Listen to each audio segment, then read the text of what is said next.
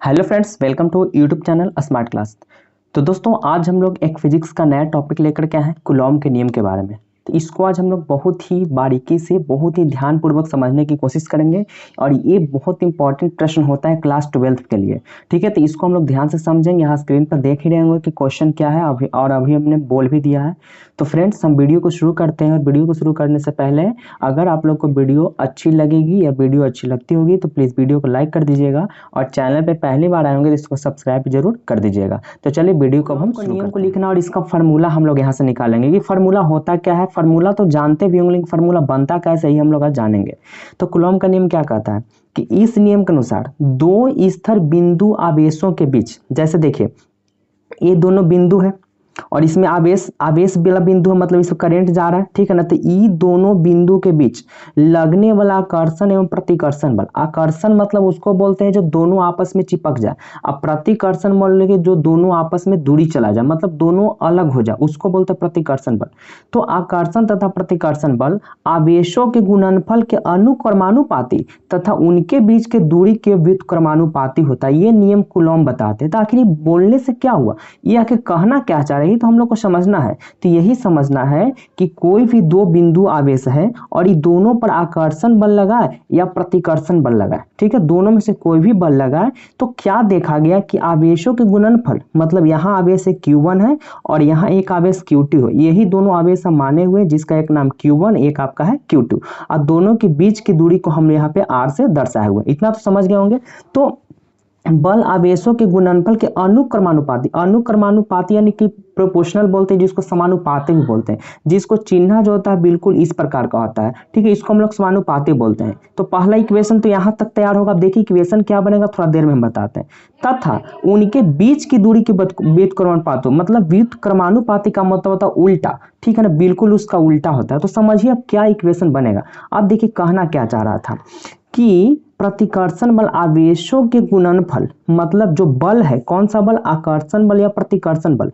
तो बल को हम लोग फोर्स से दर्शाते हैं, एफ से दर्शाते हैं। जो एफ हो जाएगा क्या है, बल के आवेशों के गुणनफल, आवेश के गुणनफल। तो आवेश कौन कौन है, Q1 है और एक क्या है Q2। ये दोनों के गुणनफल के क्या है, अनुक्रमानुपाती, यानी कि यही है समानुपाती या अनुक्रमानुपाती या प्रोपोर्शनल, बोलिए कुछ भी बोल सकते हैं, मतलब अनुक्रमानुपाती है। तो पहला इक्वेशन आपका तो यहाँ से पहले तैयार हो गया। ठीक है, अब उसके बाद क्या करा, तथा उनके बीच की दूरी, उनके बीच की दूरी, जो अगला जो बल लग रहा, पहला बल से तो ये निकल गया। ठीक है, अब अगला क्या कर रहा है कि अगला जो बल है, फोर्स है, उनके बीच की दूरी, तो बीच की दूरी क्या है, R है, और वर्ग के व्युत्क्रमानुपाती, जो दूरी है उसको वर्ग करना है, जो दूरी है R उसको वर्ग करके व्युत्क्रमानुपाती मतलब उल्टा करना है। तो उल्टा आपका ही ना बन जाएगा 1/r², क्योंकि r² लिखेंगे तो नीचे कुछ नहीं तो एक रहता है। अब इसका व्युत्क्रमानुपाती करना तो आपका यही बनेगा। ठीक है, तो अगला इक्वेशन क्या बनेगा कि 1/r²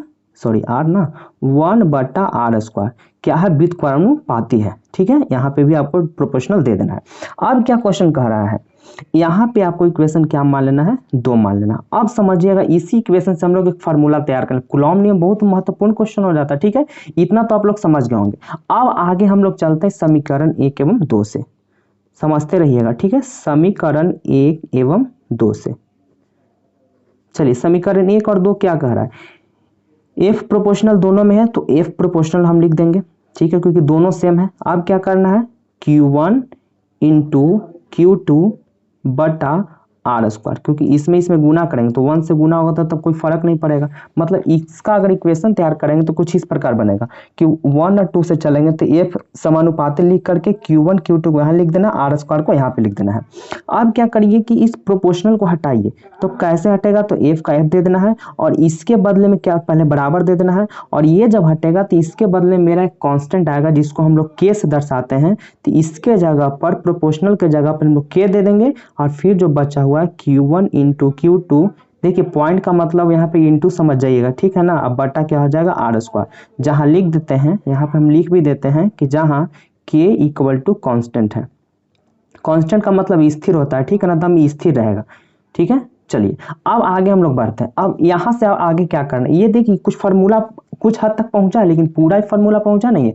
अब आगे क्या करेंगे, के का मान भरेंगे और जब के का मान भरेंगे तो आपका फार्मूला हो जाएगा। तो अब क्या होता है, के का मान होता है क्या है, देखिए यहाँ पे हम बगल में लिख देते हैं, यहीं पे लिख देते हैं, चूंकि के बराबर होता है 1/4 पाई एप्सिलॉन नॉट, ठीक है, इसको बोलते हैं हम लोग एप्सिलॉन नॉट, ठीक है ना। तो ये होता है के का वैल्यू, तो भर दीजिए 20 की जगह कि एफ बराबर 1/4 pi epsilon not into Q1 into Q2 बटा आर स्क्वायर। ये आपका इसका फॉर्मूला आ गया, इसको हम डब्बा में पैक कर देते हैं। यही आपका था कूलॉम का नियम के अनुसार फार्मूला। अब अगर रीजनिंग बनाएंगे चाहे न्यूमेरिकल इसका बनाएंगे, न्यूमेरिकल होता है, अगर इसका न्यूमेरिकल तैयार करेंगे तो न्यूमेरिकल में इसका भी मान भरना होता है, ठीक है, कि 1/4 पाई एप्सिलॉन नॉट का मान क्या होता है। तो यहाँ पे ये आपका यहीं पे सिद्ध हो गया, ठीक है ना, इतना ही करना। लेकिन अगर थोड़ा सा जान लेना है तो जान जाइए कि 1/4 पाई एप्सिलॉन नॉट का जो मान होता है वो होता है 9 गुना 10 के पावर 9 न्यूटन मीटर स्क्वायर प्रति कूलॉम स्क्वायर। ये आपका 1/4 पाई एप्सिलॉन नॉट का मान होता है। अब जहाँ एप्सिलॉन नॉट जो देख रहे हैं, मतलब यहाँ पे जो एप्सिलॉन नॉट है इसको हम लोग कहते हैं निर्वात की विद्युतशीलता, इसको हम लोग बोलते हैं निर्वात की विद्युतशीलता, ठीक है, निर्वात की विद्युतशीलता। इतना तो आप लोग समझ गए। अब करना क्या है, अब एप्सिलॉन नॉट का भी मान होता है, ठीक है, इतना इसका तो डायरेक्टली मान भर दी, एप्सिलॉन नॉट का भी मान जान जाइए क्या होता है। इस ऑब्जेक्टिव में आपका क्वेश्चन ऐसे उठ सकता है। तो एप्सिलॉन नॉट का मान होता है 8.85 इंटू 10 के पावर -12 कूलॉम स्क्वायर न्यूटन प्रति मीटर।